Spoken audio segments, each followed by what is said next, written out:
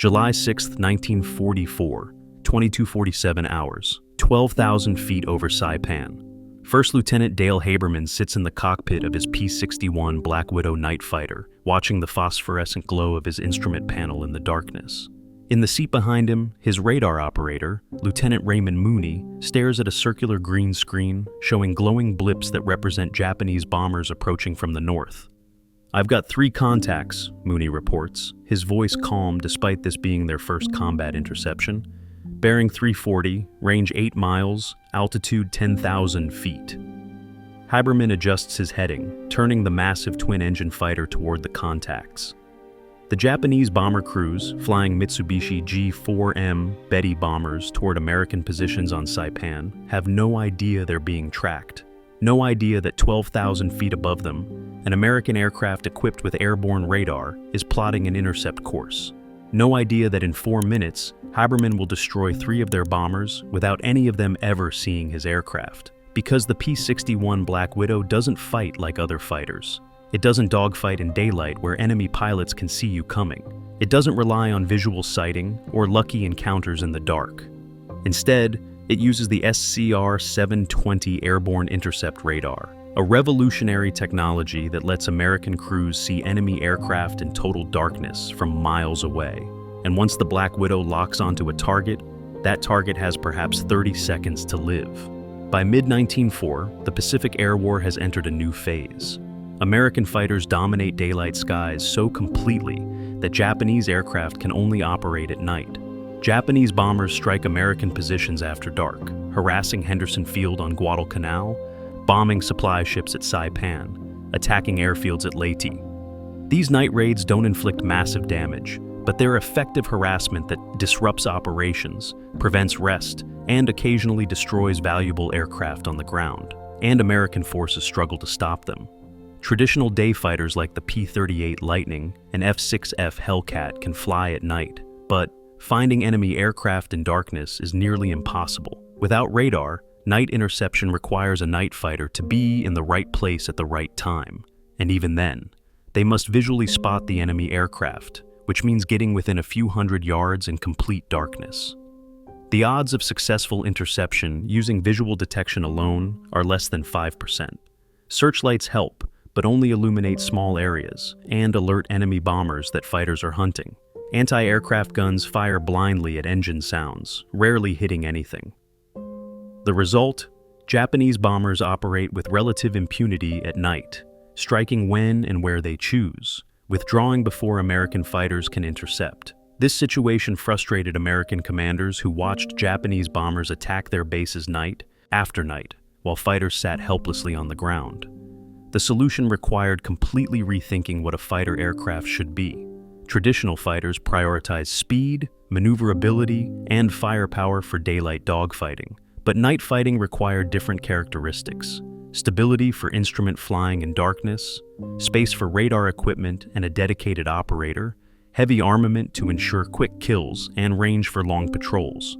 The British Royal Air Force had pioneered night fighting during the Battle of Britain, developing the Bristol Beaufighter with AI, airborne interception, radar. RAF night fighter crews demonstrated that radar-equipped aircraft could find and destroy enemy bombers in total darkness, fundamentally changing aerial warfare.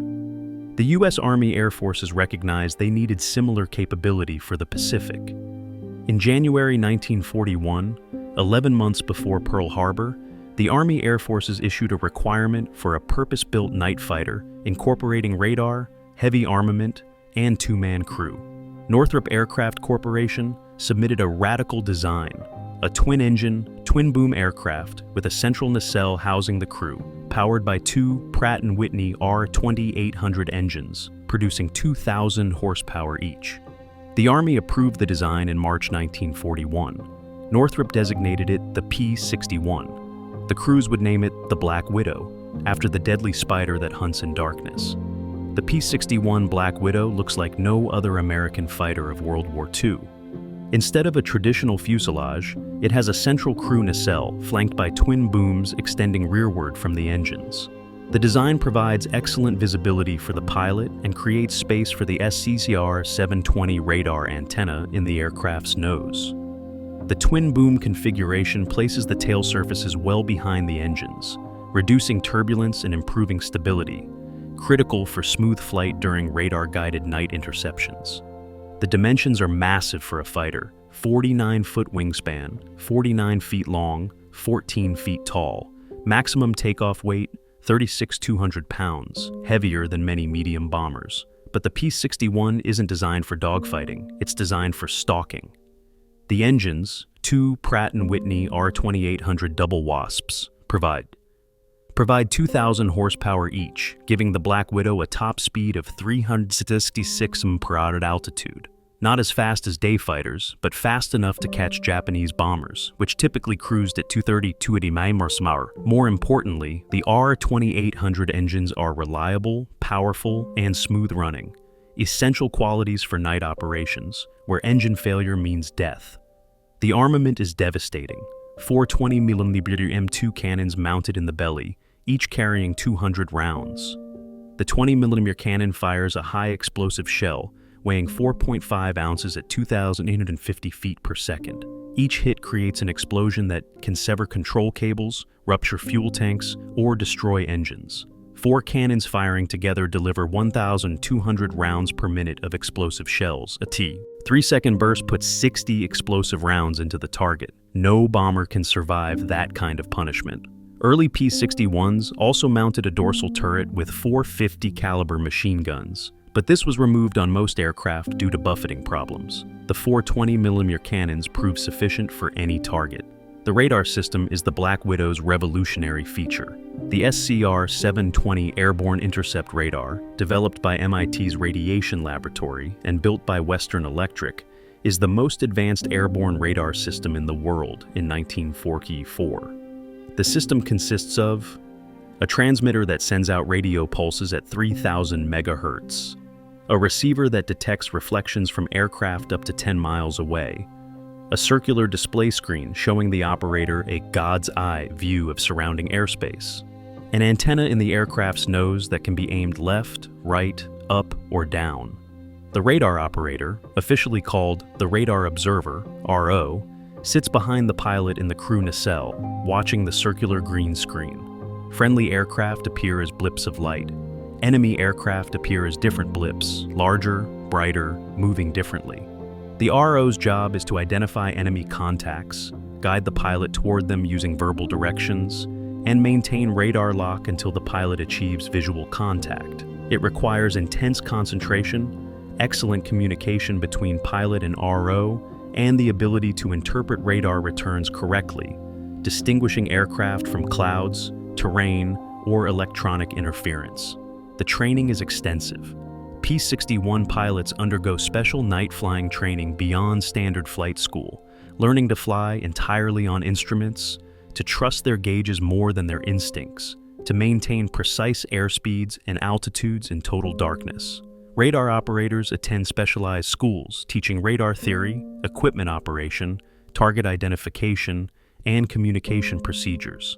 Then pilots and ROs are paired and must learn to work together as a team.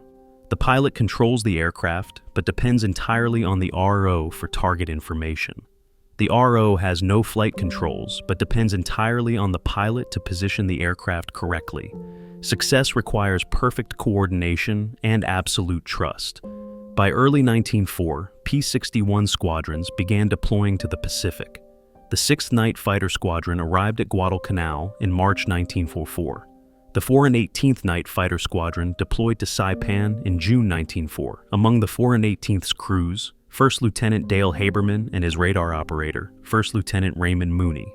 Dale Haberman grew up in rural Kansas, where his father owned a small farm and flew a Piper Cub for crop dusting. Haberman learned to fly at age 15, soloing in his father's Cub and developing an intuitive feel for aircraft control. When war came, Haberman enlisted in the Army Air Forces, completed flight training, and was selected for night fighter training based on his exceptional instrument flying skills. Some pilots fight their instruments, his instructor noted. Haberman trusts them. He can fly a perfect approach in zero visibility because he believes what his gauges tell him rather than what his body feels. This ability, trusting instruments over instinct, would prove critical for night fighter operations. where spatial disorientation could kill you as quickly as enemy fire. Raymond Mooney came from a completely different background. Raised in Philadelphia, he'd studied electrical engineering at Drexel University before the war, where he became fascinated with radio technology. When the Army Air Forces established radar operator training, Mooney volunteered immediately.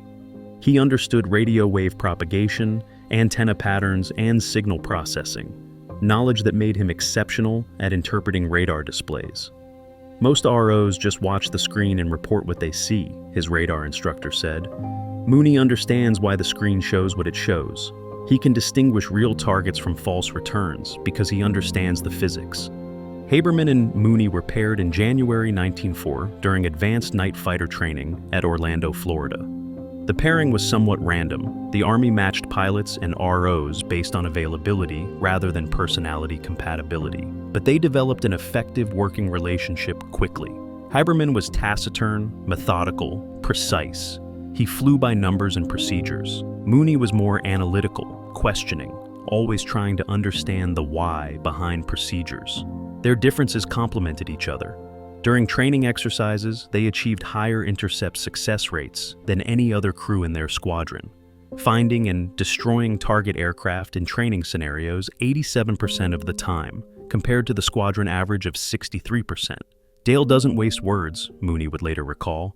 When I say turn left 20 degrees, he turns left exactly 20 degrees. No questions, no hesitation.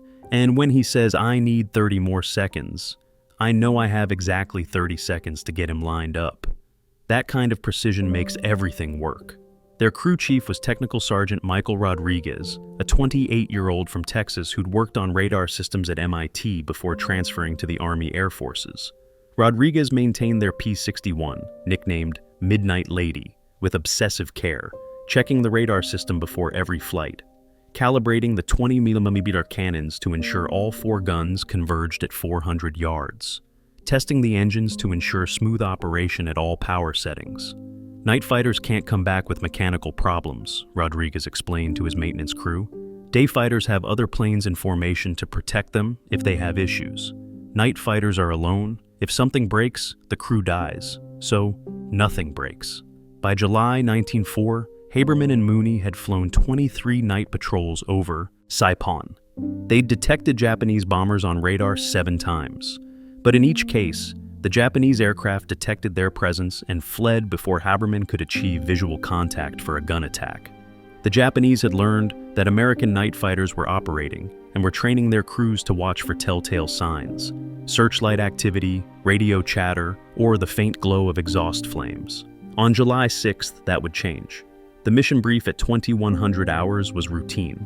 Patrol over Saipan from 2200 to 0200, intercept any Japanese bombers approaching the island, return at dawn. Intelligence indicated that Japanese bombers from Iwo Jima had been harassing Saipan's airfields for 3 nights, dropping fragmentation bombs on parked aircraft and supply dumps. They're getting bolder, the intelligence officer warned. Last night, they made 2 runs over Isley Field. We need to make them pay for that confidence. Haberman and Mooney walked to Midnight Lady at 2130 hours. Rodriguez had the aircraft ready, radar tested and operational, guns loaded with 800 rounds of 20mm ammunition, fuel tanks full, engines pre-flighted. She's perfect, Rodriguez reported. Radar is tracking better than ever. I adjusted the antenna alignment. You should get clean returns out to 12 miles. Haberman nodded and climbed into the cockpit. Mooney settled into the radar operator's seat, switching on his equipment and watching the green circular display glow to life. At 2145 hours, Midnight Lady's engines roared to life, 2 R-2800s producing 4,000 total horsepower, turning the night air into thunder. Haberman taxied to the runway, completed his pre-takeoff checks, and advanced the throttles. The P-61 accelerated down the runway, lifted off smoothly, and climbed into the darkness over Saipan. At 12,000 feet, Haberman leveled off and began his patrol pattern, a racetrack orbit east of Saipan where he could intercept any aircraft approaching from the north. Mooney activated the radar search mode, scanning the sky ahead. For the first hour, nothing. Clear skies, no contacts, only the steady green sweep of the radar beam painting empty air. Then, at 22:47 hours. Contact, bearing 340, range 8 miles, altitude 10,000. Haberman's hand moved to the throttles, pushing them forward slightly. Roger, coming left to 340. Give me a countdown on range. Mooney watched the blip on his screen, adjusting his antenna to keep the target centered. Range 7 miles, 6.5, 6 miles. He's maintaining course and speed. Doesn't know we're here. This was the critical moment in any intercept. If the Japanese bomber crew noticed Midnight Lady approaching, spotting exhaust flames or hearing engine noise, they would dive away or turn to evade, and the intercept would become a chase that might not result in a kill. But the P-61's design minimized detection risk. The engines were shrouded to reduce visible exhaust glow. Haberman flew with strict throttle discipline, maintaining smooth power settings that reduced engine noise. And the approach was from above and behind, the bomber crew's blind spot. Range 4 miles, Mooney reported, still steady, altitude 10,000 feet. Haberman began descending gradually, positioning Midnight Lady 2,000 feet above and behind the target. Range 3 miles, 2.5, 2 miles. At 2 miles, 10,160 feet, Haberman spotted the target visually. A dark shape against slightly lighter clouds. Twin engines, the distinctive silhouette of a Mitsubishi G4M Betty bomber. I've got visual, Haberman reported. Banded at 12 o'clock, slightly below. Confirmed, Mooney replied. That's your target. Haberman closed the range smoothly, maintaining position 1,000 feet above and behind the Betty. The Japanese bomber crew showed no awareness of Midnight Lady's presence. They maintained steady course towards Saipan, likely preparing to begin their bombing run. At 800 feet range, Haberman began his attack. He pushed the nose down slightly, descending toward the Betty's altitude while closing the range. His gun sight, a simple illuminated reticle, centered on the bomber's fuselage. At 400 feet range, the convergence point where all 4 20mm cannons would strike the same point, Haberman pressed the firing button. Bertie! 4 20mm cannons erupted, firing 200 rounds per minute of high explosive shells. The darkness lit up with muzzle flashes as tracers reached toward the Betty. Haberman held the trigger for exactly 2 seconds, firing 40 rounds of 20mm ammunition. 23 of those rounds hit the bomber. The effects were immediate and catastrophic. 20-meter high explosive shells detonated against the Betty's fuselage, wings, and engines. The bomber's right engine exploded, sending flames streaming backward. The fuselage ruptured in multiple places, shredding control cables. The left wing root caught fire as fuel tanks ruptured. The Betty never had a chance to evade. Within 3 seconds of Haberman's first shots, the bomber was a flaming wreck, tumbling out of control toward the ocean, 10,000 feet below. Haberman pulled up and away, watching the Betty fall. Splash 1, he reported calmly. Mooney, any other contacts? Mooney had already shifted his radar back to search mode. Affirmative. 2 more contacts, same bearing, range 6 miles. They're still coming. The other Japanese bombers hadn't seen what happened to their lead aircraft. They were still flying in formation, unaware that a hunter was in the sky. Haberman turned toward the next target. Would you trust your life to radar you couldn't see, hunting enemies in total darkness? Tell me in the comments. The second interception followed the same pattern. Mooney guided Haberman toward the next contact, another Betty bomber flying at 9,500 feet. This bomber crew was slightly more alert. As Haberman closed to 200 feet, the Betty began a gentle turn. Perhaps the pilot noticed something, or perhaps he was just maneuvering toward his target. He's turning left, Mooney reported. Adjust heading to 325. Haberman banked left, matching the Betty's turn, maintaining position in the bomber's blind spot. The Betty completed its turn and steadied on course towards Saipan. Haberman closed to 600 feet before achieving visual contact. The Betty was darker than the first, harder to see against the night sky, but Haberman's night-adapted vision picked out the silhouette. Twin engines, high wing, distinctive tail. He closed to 400 feet and fired. This time he held the trigger longer. 3 seconds, 60 rounds of 20mm ammunition. The results were even more devastating. The Betty's bombe beste, loaded with fragmentation bombs intended for Saipan, exploded as 20mm shells detonated its payload. The bomber disintegrated in a massive fireball that briefly lit up the night sky. Haberman flew through the debris field, his windscreen spattered with oil and fragments but undamaged. "Splash 2, he reported. That one had a full bomb load. The explosion had been visible for miles. The third Betty's crew saw it and reacted immediately. The bomber dove steeply, its pilot trying to reach lower altitude where darkness would make visual detection harder.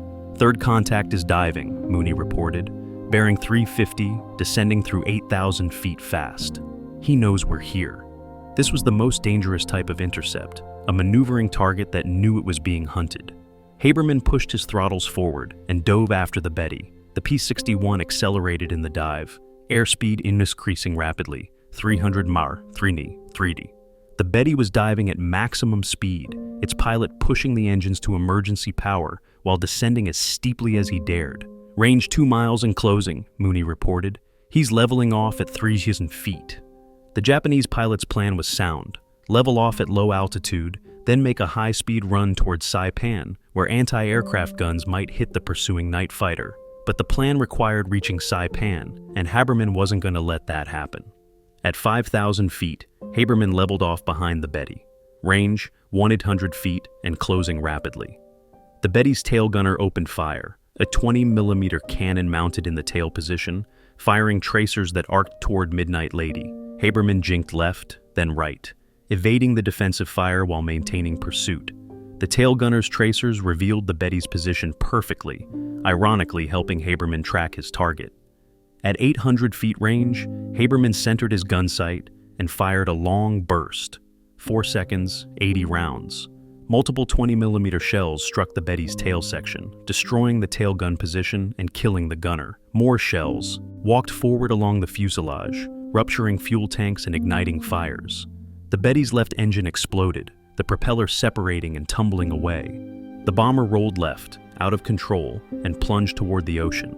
It struck the water at nearly 300 mph, disintegrating on impact. "Splash 3, Haberman reported. "Mooney, any more contacts?"